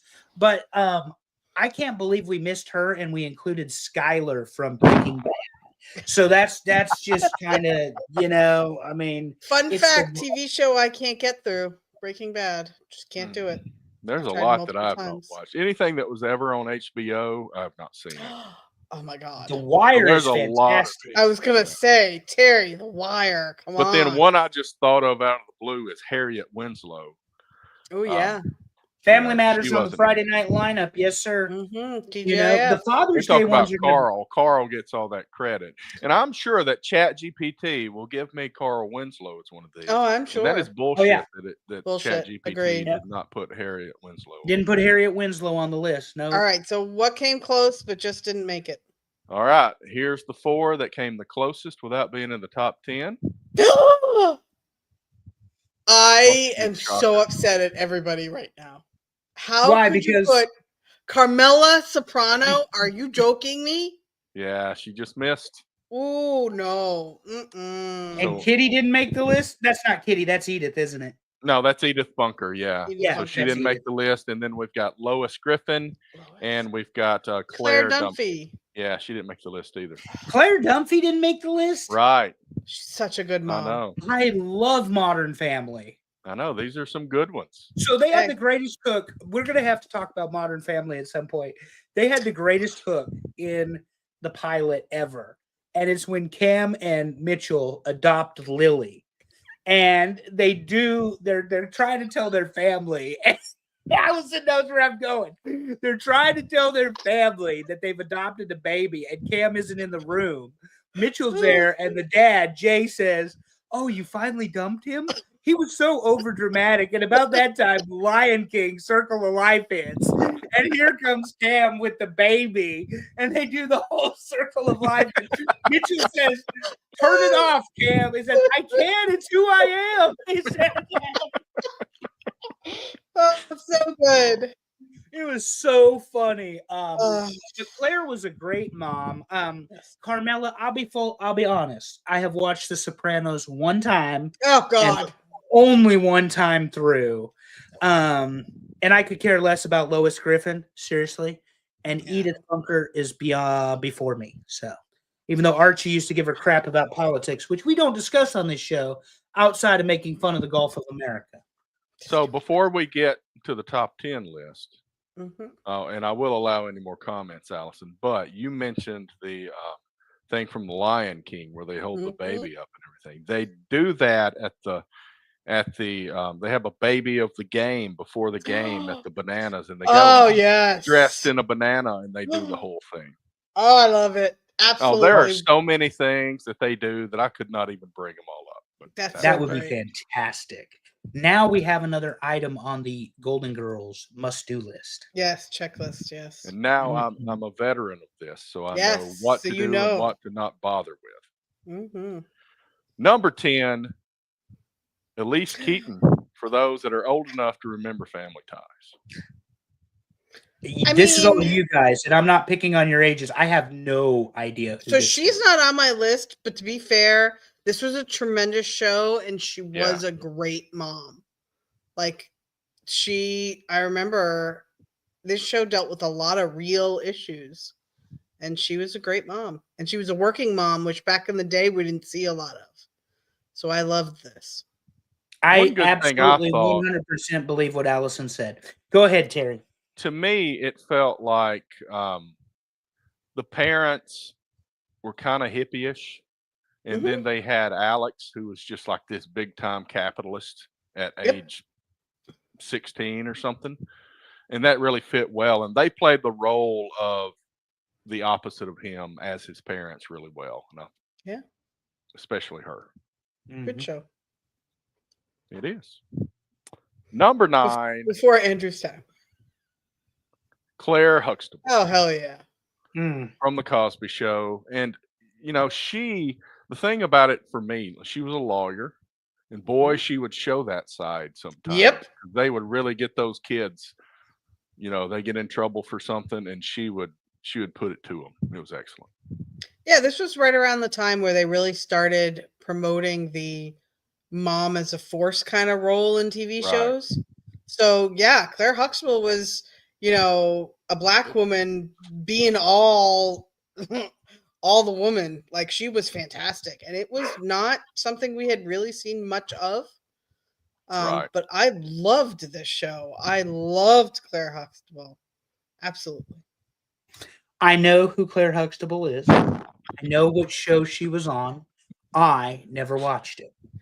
And she had like 27 kids. Like I felt like every season there was another kid I never heard about that just showed up again. Would she have like 5 or 6, right? Oh, I mean, you're gonna have to ask. You're I asking think it me was to 5. It name was them 4 all. girls and 1 boy. And I just remember that because Malcolm Jamal Warner, this is how I first learned of him. And now he is hotter than ever. Good God. And a lot of their friends were on there a lot at Yep. their house. I remember the juicer incident, for anybody that remembers that, where the kid Peter, the kid from down the street that didn't really talk, he and Rudy were messing with the juicer and sprayed grape juice all over the kitchen, and he didn't say a word. He just darted for the door. It was so great. Good Anyway, times. and Andrew's like, "What the hell are they talking about?" He's like, I don't know what you're watching. Okay. But anybody remembers that, they're laughing about it. No, Number the 8, dogs were coming in. They're being loud. Oh, okay. Linda Belcher makes it at number 8. She is the Terry's top favorite. animated mother on the list. Terry definitely weighted this one because I did not put Linda on the She list. was in my I know top where 2, she's I would from. just say. And Wow. again, another show. This is 3 in a row that I've never watched.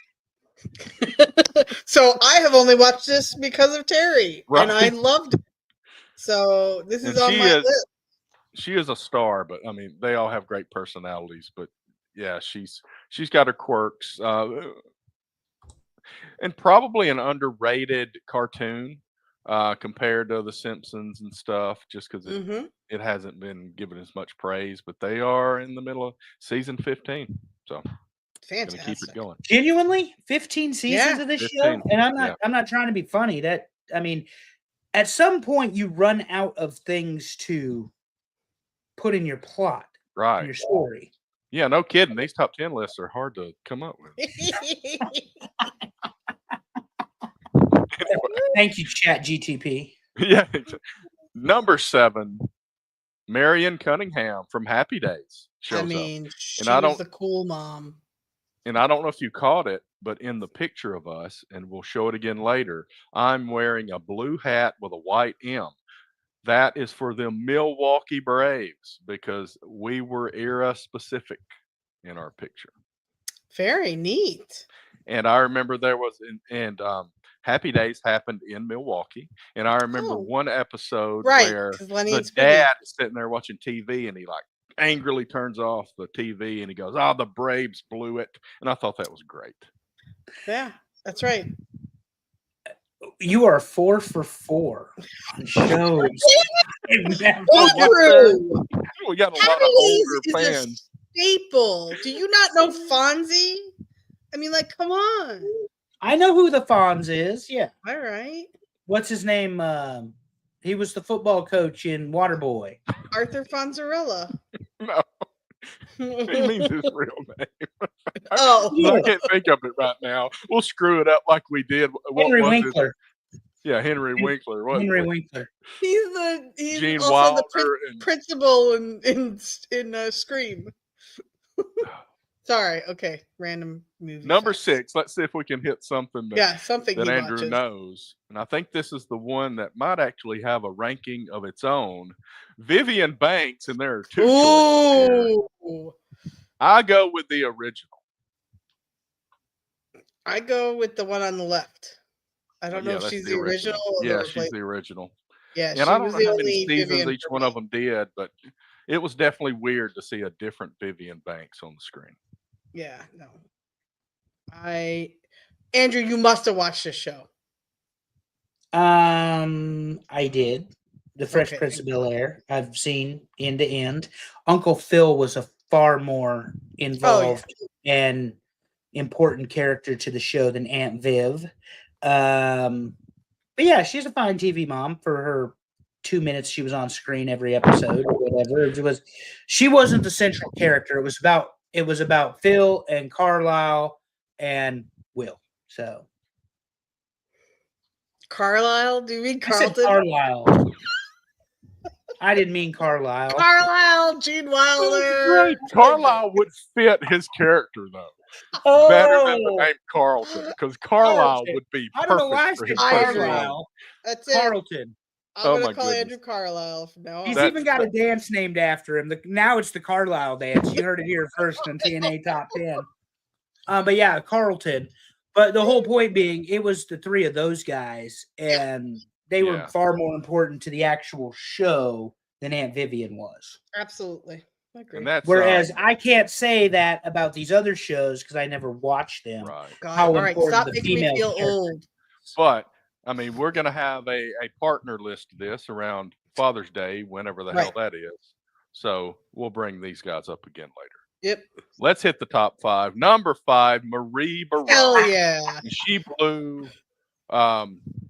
What's the Deborah? wife's name? She Deborah. blew Deborah out of the water here. Hell Marie wins. She's because number 5. everybody knows and everybody loved Raymond. Frank and Marie were the real characters of the show. Yes. Nobody cared about Raymond and Deborah. It was, I believe that was the dad's name was Frank and Marie. Yeah, Frank. And they were actually married in real life, which made it even better. Like the 2, Frank and Marie, Really? genuinely married in real life. So this is my grandmother right here. Like I posted a picture with my grandmother on Facebook today.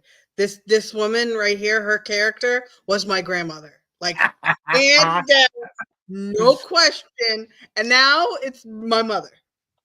So this is who I'm gonna turn into, people. Just get used to it. You've all been warned. That's it. This is who I'm gonna be.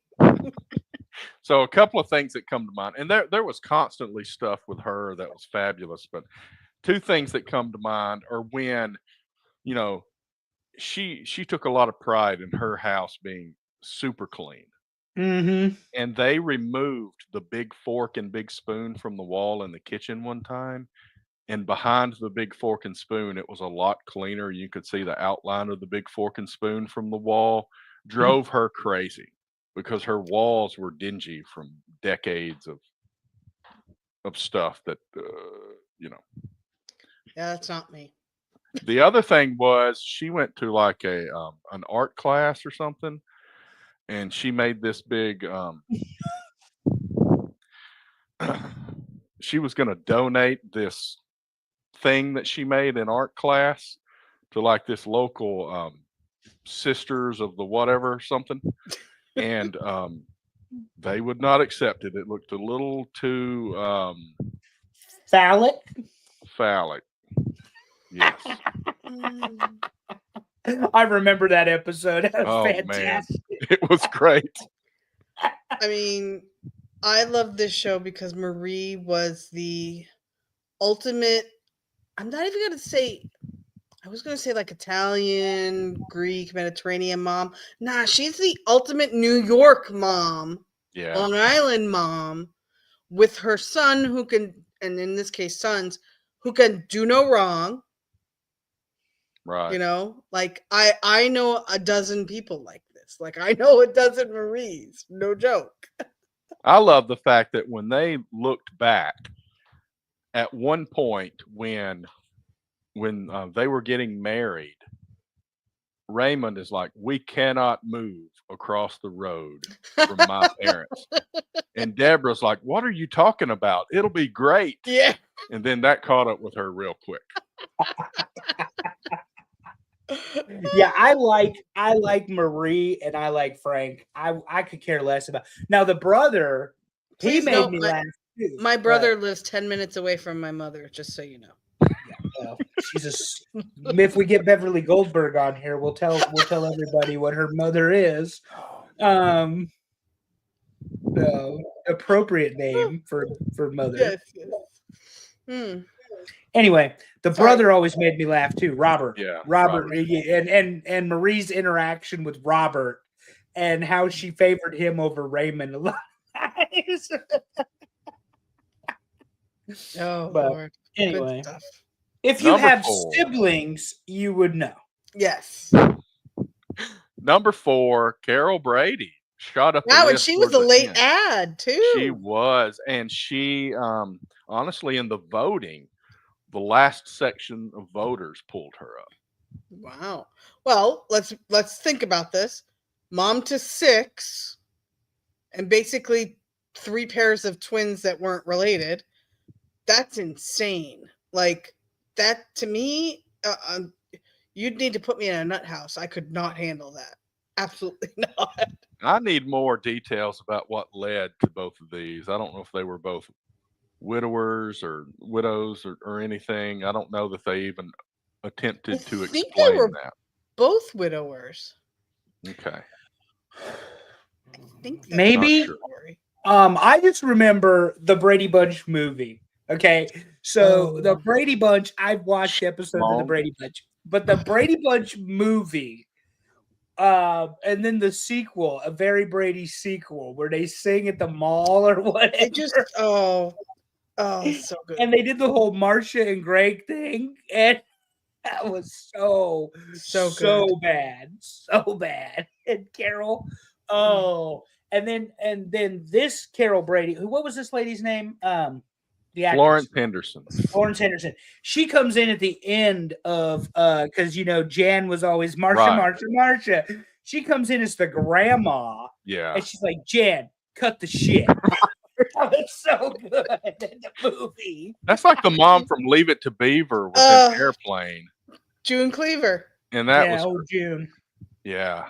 Did June make the list? Well, we need to wait, I guess. We'll find out. Yeah, we got 3 more to go. If June made the list, I've got a great quote. But anyway, go ahead. Speaking of great quotes, number 3, Moira Rose. How is she only number 3? Come on. 3? Well, there's a lot of people that haven't watched this. Well, they're wrong. We got an older crowd, right? Schitt's Creek is a Canadian sitcom done by the Levys, both Dan and Eugene. Mm-hmm. Moira Rose, as many of you know, was Kevin McAllister's mother. Kathleen, what's her name? I was going to say Turner, but that's not right. Isn't it Kathleen? Isn't her name Kathleen? Who, her? Yeah. Catherine? Catherine, then. Yeah, Catherine O'Hara, not Kathleen. Anyway, Catherine O'Hara. This is Kevin McAllister's mom, guys, for those of you playing along at home. Not only was she Kevin McAllister's mother when you were a child, this is David Rose's mother as well, who helped him fold in the cheese one day. and then told the him, cheese. don't be a disgruntled pelican. I mean, me and Allison could do a top 10 on the best lines of Moira Rose. It's gonna happen. Hey, we can do that because I it's mean gonna we did a whole Bob's Burgers top 10. It's happening. Yeah, Moira is fantastic. Like, Yes. so the whole premise of the show, of course, is their accountant, they're rich people.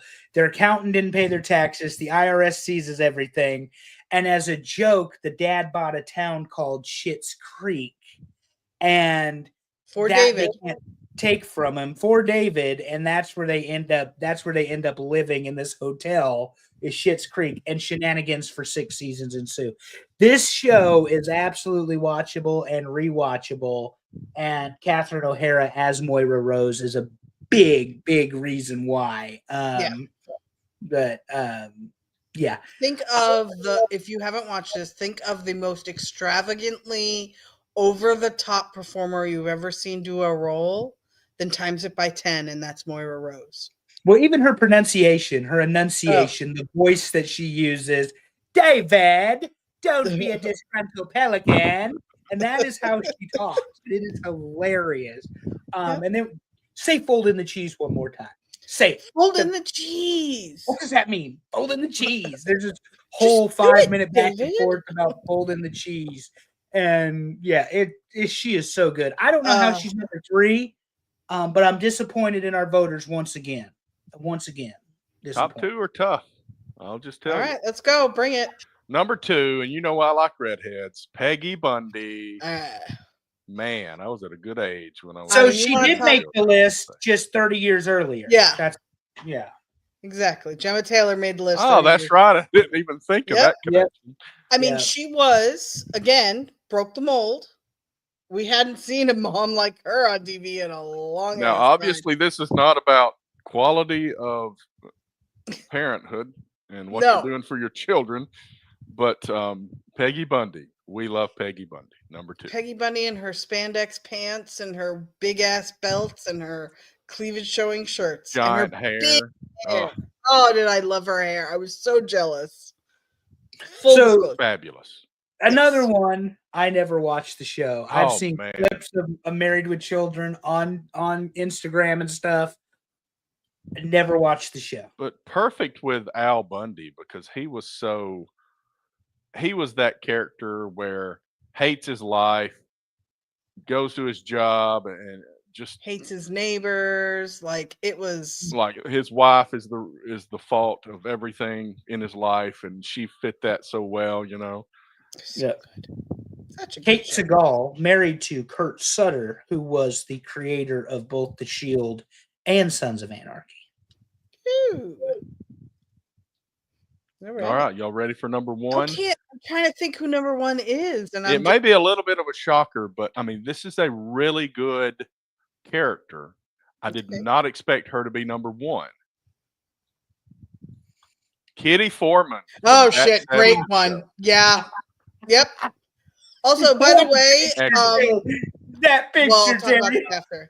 That's the perfect picture because Kitty Foreman has the best outtakes in the 70s show. If you ever watch it, like when they do those short vignettes with the characters, everyone she's in is a banger. I'm crying usually watching her. And she does really well with Red too. Yeah, because Red is a really strong dad character. Like wants to whip everybody's ass all the time, you know. Yep. And she's just like to ignore it. She's getting drunk all the time, you know. Perfect. It's only Tuesday. The meme, and she's making margaritas. Yep. And her voice fits great. I mean, it's just excellent. Yeah. But again, very good mom too. She's naive in air quotes, like she doesn't know what's going on with her kids, and you know she played that to the hilt. And then my favorite is when they finally break her, and Eric and Donna are having some sort of relationship. Wait, Donna said you loved her, and she said you marry her, and you let her leave, and she beats Red to it, like dumbass, and she. But because it was out of nowhere, it made it funny, you know. So Kitty Foreman, I would not have expected as number one, and Me apparently our audience did not watch Game of Thrones because they did not appreciate. That's where I was going, and I held it. Well, there were more choices from Game of Thrones than any other show. Not that they were very quality. All of them were quality choices for being best mom. Listen to me. I know y'all made fun of me for this. I am and I'm gonna full disclosure. I am the one that put Cersei Lannister on this list. Okay, on the list of voting things, just because she happens to be an incestuous woman who had her kids with her brother doesn't mean she didn't love her kids to death. Okay, to death. All right. Well, and the problem to death is a really good quote for that show. Yeah, to death. Yeah, well, and that's the thing for people that haven't seen Game of Thrones, and I'll wrap it up so we can wrap it up. It's very simple. The mission is in a Game of Thrones, you win or you die. Right. And the way that she became the queen of King's Landing, the queen of the Seven Kingdoms, is that she lost everything precious to her. And in the end, she died. Mm-hmm. Spoiler. And Amy agrees Moira really should be the top one. She said she loves Kitty, but it should be Moira. Moira is fantastic. All you disgruntled pelicans out there. Let me run it so down. Confabulated by these results. Number 10, Elise Keaton. Number 9, Claire Huxtable. Number 8, Linda Belcher. Number 7, Marion Cunningham. Number 6, Vivian Banks, both of them. Number 5, Marie Barone. Number 4, Carol Brady. Number 3, Moira Rose. Number 2, Peggy Bundy. And the winner, number 1, Kitty Foreman. All right. Good list. See, so there's my Milwaukee Braves hat. I see it. I love it. And this mom formally requests Moira Rose quotes for next week. Mm-hmm. Okay. Oh, I've got them. We can do go. that. We can do a follow on. That'll be a request. We can go with it. Woo-hoo. This is going to be like that Golden Girls quotes episode. Yes. That ended up being like conversations. We'll try to make it not be conversations. God. I think it's a good one because there's the crows have eyes. Wait till you get to the crows have eyes, Terry. Oh, Terry. Oh, Terry. Oh, yes. Have I been let go? I've got a challenge ahead of me, don't I? There will be plenty of complaints about me leaving something out that you guys expected to be in there. Blame Terry hard next week. I can't wait. Oh, God. Next week. Excellent. And Amy is in the room. So we normally talk about what their show's doing this week. What's the topic for your show this week, Amy, if you're able to answer? Yeah, if you can answer, Amy, tell us what you're doing on 2 Shows, 1 Cup, and what you're doing on the Talking Wrestling with Palmwater Dave and Amy. And she's typing away now, like we're just sitting here in suspense, waiting on her to say. But anyway, listen, it's been a great show. Happy Mother's Day, Allison. Happy Mother's Day, Thank Amy. You. Happy Mother's Day, Heather. I'm not sure if you have children or not. Happy Mother's Day to everybody that listens to us and hears this. And all happy your mothers. Mother's Day to your mothers also. It's been a fun week all around. She needs to check her calendar, and that's okay. Oh my we'll God! Figure it out. What an Amy answer! It doesn't matter what the topic is.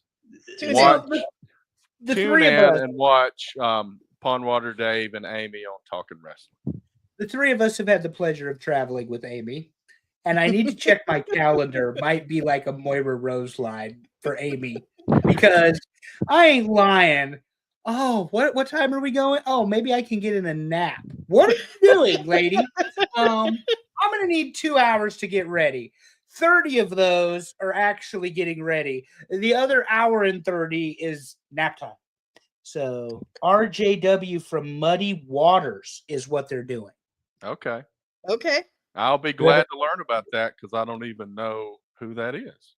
Yeah, no idea, but it's a fun show. Check out Pondwater and Amy. I love naps. There's an Amy quote. I love naps. We know, honey. We know. Oh, he's tag team. RJ Muddy Waters is a tag tag team. team. Okay. Okay, That I makes thought sense. RJW might be a wrestling promotion because That's it's got a what I thought. W in it, you know? Okay, excellent. But anyway, fantastic show. Check it out. They're live on YouTube just like we are. Most of the time in the middle of the week, Tuesday, Wednesday, or Tuesdays, yeah. Thursday. Most of the time. Excellent. Great show. Like I said, happy Mother's Day to everybody that fits that criteria. And we know next week's show, and I'm going to go start working on it. What you This need to do is audio, go fire up Schitt's Creek and binge watch it. All of it, Terry. Do not argue with us. Every single Seriously. episode. I don't know what you're waiting for. you know, it's just going to be questions to ChatGPT to start the whole thing. But Look, I told you this before. Schitt's Creek is the one show that has a unique distinction of having no negative storylines. Okay. If you watch it, there's never anything. I mean, other than David Rose being David Rose, there's no real mad. Like there's nothing to make you mad, nothing to make you sad. It's just a good, wholesome show with a lot of good messages in it. Excellent. And a lot of freaking hysterical humor. And you'll find out more about that next week. And I'll go working on that. It's been a great show. Thank you both. Thanks, everybody. Thank you, Alex, for the idea. And we will do Father's Day. We'll do a Father's Day list when that gets here. And to wrap it up, as always, love your people. Tell them you love them. Make it weird. See you next time, everybody.